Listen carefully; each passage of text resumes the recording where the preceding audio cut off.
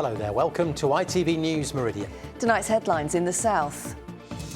A motorcyclist killed in a crash in Bournemouth. 2 boys and a woman are arrested on suspicion of murder. Outrage in a Hampshire village over plans for a solar farm near a conservation area. People in Long Sutton say it makes no sense. It's going to change the character of the village and not for the better. Also tonight, calls for more children to take swimming lessons and not give them up too soon so they can stay safe around water. And supporting his parents who both have cancer, Louis from Marchwood near Southampton laces up for the London Marathon.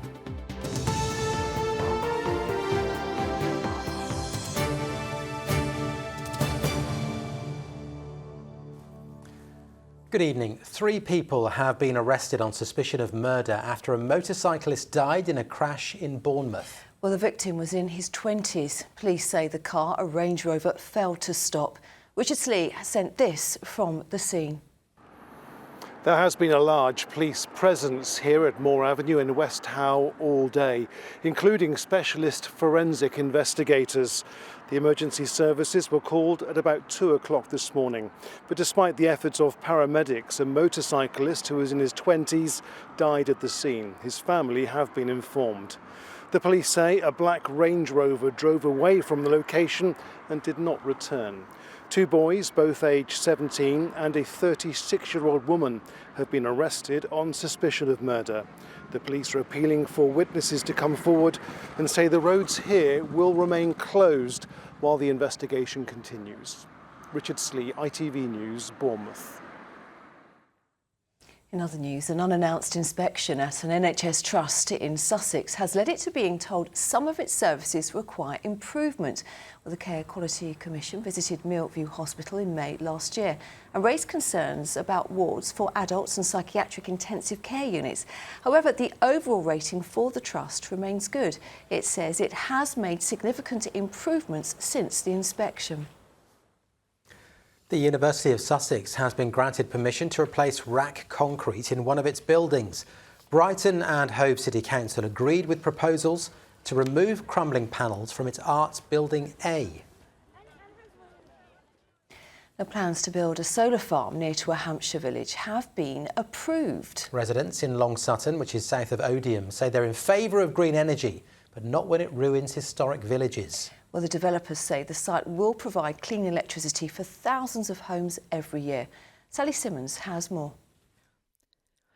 A vast open field of rape bathed in sunshine today. An enclosed footpath squeezed between swathes of solar panels tomorrow. That's the reality facing the residents of Long Sutton.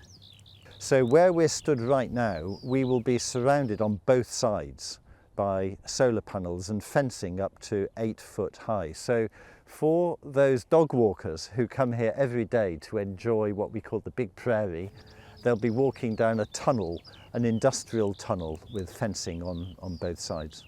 Surrounding their village, 260 acres, around 125 football pitches worth of solar panels will be built starting in 2 years' time.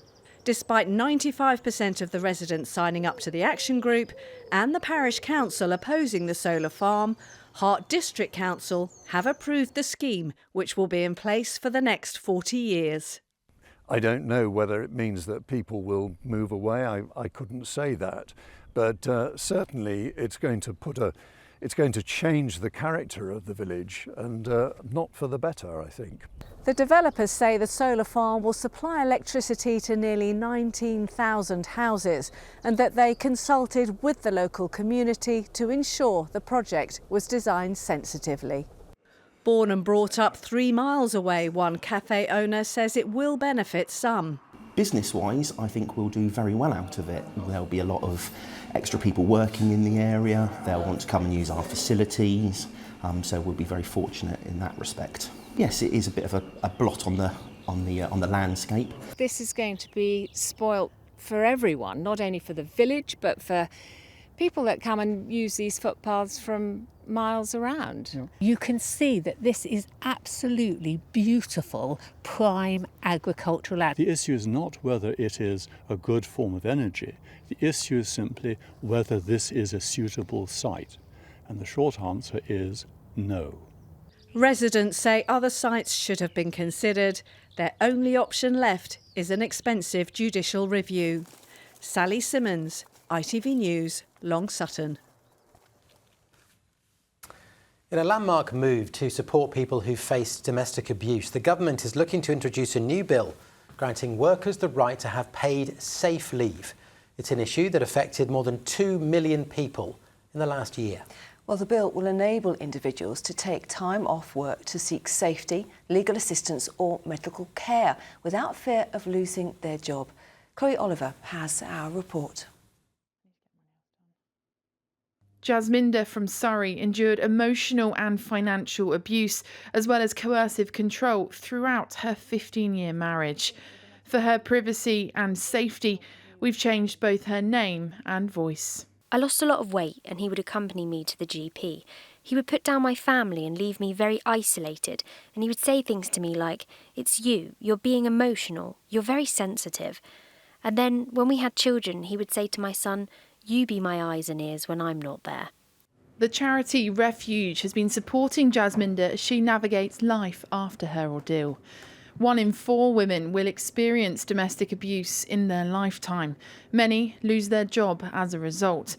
And that's why campaigners are pushing for this new law to drive significant, lasting change. Passing domestic abuse leave would not only support the women with the practical need to be able to attend appointments, sort out all the different bits of her life that she needs to think about, but it would also make employers need to consider the needs of survivors in their workforce that are experiencing domestic abuse that need help. So we're completely in support of mandatory domestic abuse leave.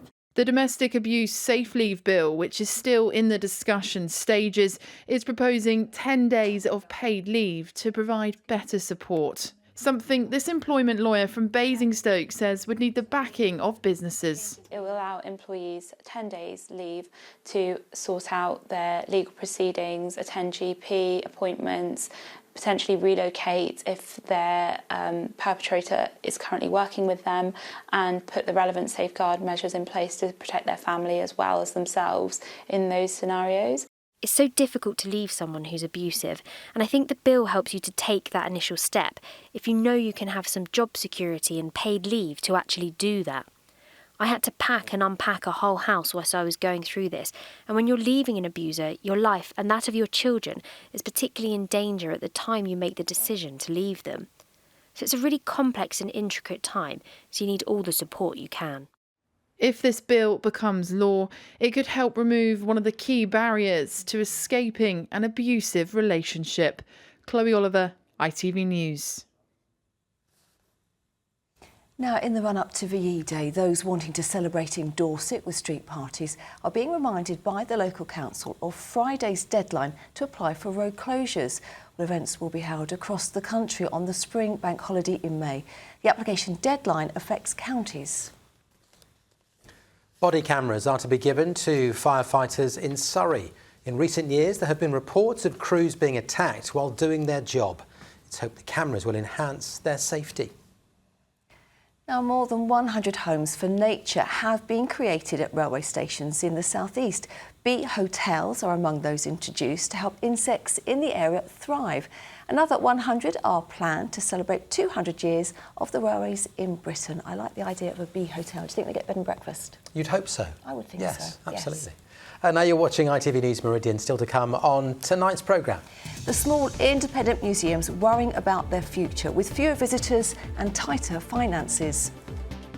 Plenty more from us, of course, online. All the details you need to get in touch are right there on the screen. itv.com/Meridian is the website. The phone number there too. And of course, you can follow us on social media.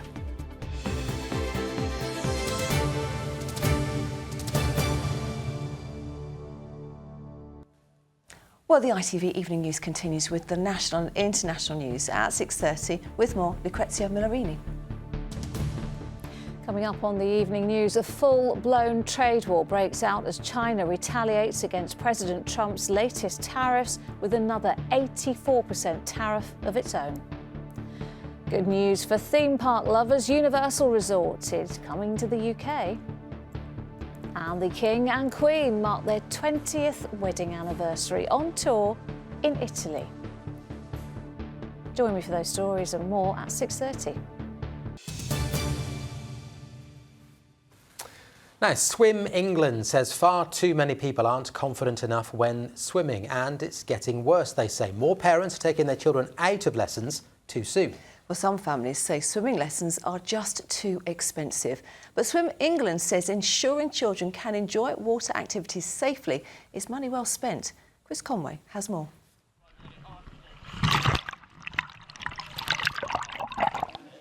For these children, time in the pool learning to swim is one of their favourite lessons. If I ever fell into a river, I would know how to survive. I get to learn different things, like new things and things that I could never do. We got to dive in. Parents in Crawley agree lessons are invaluable. Will help for any fitness for them, and wherever they sort of go in life, if they want to go on holiday, there's always going to be water around, so it's all about water safety and making sure they can actually save their lives. So I work around water, and he spends a lot of time around water as well, or at the seaside, so it's quite important that he's got the ability to swim. He's always been very confident around water, so I wanted to make sure that he could be safe as well. But it seems not all parents share the same beliefs. Research by Swim England found that almost 3/4 of children don't achieve 4 water safety competencies, while more than half of children stop lessons before mastering basic skills, such as treading water for 30 seconds. The majority of parents surveyed believed that a child being able to swim 20 metres was competent enough. Swim England say for safety reasons, that distance should be 100 metres. We would say that stage 7 is where we would define you as a competent swimmer. A lot of children and a lot of parents pull their children out at stage 4. Caitlin is the pool manager. With lessons grouped in stages, she says cancelling too soon can be dangerous. They've not learned the sort of saving skills, they've not done the swimming with clothes, so if there was any danger, if they were walking near a lake or something and they fell in, you haven't learnt the skills yet to then pull yourself out, you haven't learned the life-saving skills to get yourself out of those situations, which is why we would say stage 7 typically is what we would define as a competent swimmer. With many families facing increased financial pressure and the average charge for a weekly swimming lesson now costing parents around £7.50 per child, Swim England accepts learning to swim can be expensive. Somebody on an average wage right now, it's really, really difficult. But please understand, these are the competencies that are required, we think, to keep your child safe so they can have great experiences in water, they can be safe in and around water. So it's about choices, difficult choices, but we think this is the choice that most parents would want to make. Swim England say their focus is not to create future Olympic swimmers, but rather to ensure generations of children will be safe in the water. Chris Conway, ITV News. See, I'm not a very confident swimmer. No? No, I was very good at jumping in, getting out again, jumping in, getting out again. I did that many, many times, but actually swimming... I used to do the old school lessons. We had to get the brick from the bottom of the pool and wear your really? pyjamas and make a float out of your pyjamas. Are you sure they weren't just having you on? I don't think it was just me. I think there were other people there. But it was a long time ago. Who knows? Anyway. Who knows? Anyway, well, the Easter holidays are here and many families will be looking for places to visit for a day out. That might include a local independent museum. But new research suggests a lot of those museums are worried about their future. Well, in a survey, 3 out of 5 small independent museums say they're worried that they may have to close because of declining visitor numbers and revenue. As a result, many are having to cut back on opening hours and activities on offer. Kevin Ashford reports. You do obviously the usual four candles comedy, that's for the comedy purposes. Milestones Museum in Basingstoke has been bringing history to life for a quarter of a century, and unlike many other museums, is doing well in a challenging environment. We're a regional attraction, and living history museums like this are in a good place actually. Where I am concerned is in the smaller community museums, perhaps in more isolated rural communities and towns. Traditionally these museums have relied on funding from local authorities, which has gone down in England by 40% since 2010. And for these smaller museums, then yeah, the future is definitely going to be a struggle. And this Emergency Services Museum is certainly feeling the financial squeeze. We're in an extremely different world now to where we were 10 years ago. So obviously independent museums, they rely heavily on door takings, secondary spending, your gift shop and your cafe. I think across the entire sector we're noticing a drop in that secondary spend as well. It is a challenging climate for smaller museums. In a recent survey, 4 out of 5 said these were the toughest times they've ever faced, with visitor numbers yet to get back to pre-COVID levels. And 3 out of 5 said they feared possible closure. Around 500 museums have closed since the beginning of the century. A charity that works to get more youngsters into museums says they play an important role. Families, school trips, most of those are to local museums. Children need to go to museums for learning, for well-being, for civic participation. If those opportunities are taken away in their local area, fewer and fewer children will go to museums.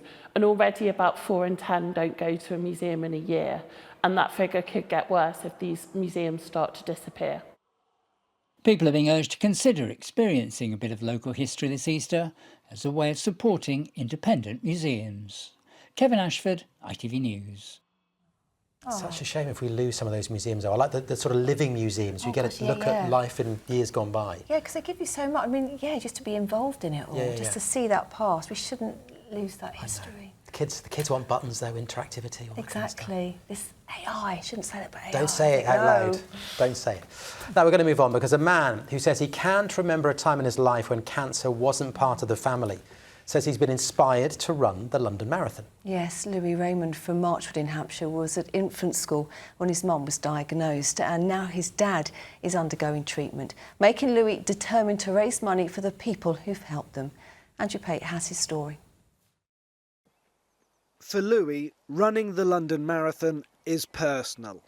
His father is currently undergoing chemotherapy for testicular cancer. Well, Louis was just 5 when his mum was first diagnosed. A few years later, the breast cancer returned, and they were told it was terminal. Being in school and hearing from my mum firsthand that the cancer she has actually is incurable, and it will be something that she takes her life. It was really, really hard, not only for me but the family too. And that's why I think that the research is so important, because I want as much time I can with my mum as possible, really. Mum Heidi and Louis have been given a tour of the Cancer Research UK laboratory at Southampton General Hospital. And then within our clinical trials, we will collect samples, and we'll send the samples back up here in the laboratory for the discovery team to really understand who benefits the most from the new treatments, or even who doesn't benefit, because if we can prove you don't benefit from the treatment, we can give alternative treatments for that particular patient. My mum, I remember her sitting me down, telling me that maybe not be around when I'm 20, 21 years old, and being 23 now and having my mum still in the family is absolutely amazing. And I know that is because of the research being done, the new medication, the new treatment, and that is the reason why my mum is here. You know, you put your trust in people, and to see it today was mind-blowing. And for me, it's been the difference of seeing milestone moments like Louis finishing school, Louis finishing university, doing the marathon that, probably 20 years ago I wouldn't have had that opportunity. Louis says thinking of his parents will spur him on when running the London Marathon. But how will they feel when he crosses the finish line? Tearjerker. Yes, I reckon so, eh? Yeah, very proud. I'm sure it'll be emotional, yeah. I'm sure he'll be absolutely... Just so proud, and no doubt have, I don't know, sweets at the ready or something ready to catch him. But yeah, it's going to be a lovely family moment for us all to see him run through that finish line. The London Marathon is on April the 27th, and Louis is determined to take part, to make a difference. Andrew Pate, ITV News. And we wish you, Louis, all the best. Well done to you for doing that. It really is a challenge ahead of you, so well done. And we wish the family well done as well. Now, talking of amazing people, we want you to meet Ken Galton, a Hampshire man who's been given royal recognition for making wooden hurdles for almost 3/4 of a century. He collected his British Empire Medal for services to hazel coppicing and heritage crafts. The hurdles, which were originally designed to fence in sheep, are made from sustainable hazelwood, and at nearly 90, Ken is still going strong. Lucy Warhurst met him in the village of Southwark near Fareham to see how it's done. Pull till it gets that set out and just lifting them over. Like that? Well, yeah, I feel like... You're not supposed to break it. Oh. You're supposed to... Well, I was trying. You're supposed to twist it. Hey, in 70-odd years, I might be all right. Lucy having a go that I'm not sure Ken will actually ask her back to help him, you know. I mean, you could say she fell at the first hurdle. Oh, dear. Sorry. Another character, Anyway. of course, not only Matt, but Ken as well. You can hear more from him and hear about his work in the ancient craft of hurdle making in a very special interview on ITVX. It's all on our streaming service. On the left, scroll down to categories, then at the top, click on news, go down and find your local region, which is, of course, Meridian, and there you can see our extended feature, that and so much more for you as well. And Ken's obviously very popular with the Royals as well, because he's been invited by the King to a garden party at Buckingham Palace in May. How wonderful is that? That is brilliant. It really is. Yeah. He deserves that. And also kind of recognising those rural Yeah. country crafts as well. My granddad used to make hedges, not quite like that, but he used to do all that kind of stuff. Really? Yeah, yeah. Oh, good. Maybe he should go to, or could have gone to Buckingham Palace. Yes, to see maybe. it in spirit. Should have done. Right, let's get a check on the weather forecast with the details for us tonight. Here's James.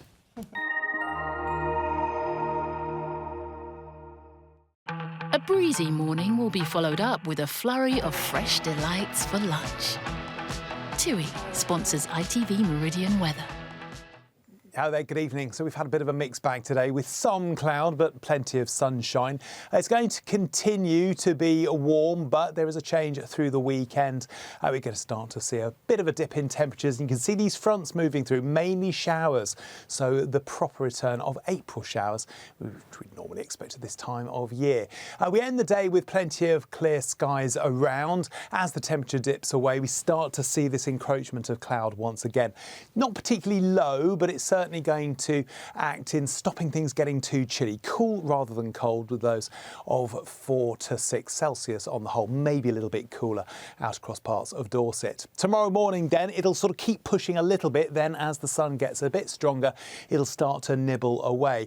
Looks as though it might take a fair while to do so, but eventually it will clear into the evening, and where you get a prolonged spell of sunshine, we could get up to 16 or 17 Celsius. We might struggle to get to 14 and 15, just depending upon how quickly that sunshine clears. Hopefully some more in the way of sunshine from the word go, with the high pressure on top of us, so 19 to 21 Celsius up towards the Thames Valley. There might be a tad cooler on Saturday, maybe a bit more cloud, and you can see what's heading our way for the back end of the weekend. Have a good evening. TUI sponsors ITV Meridian weather.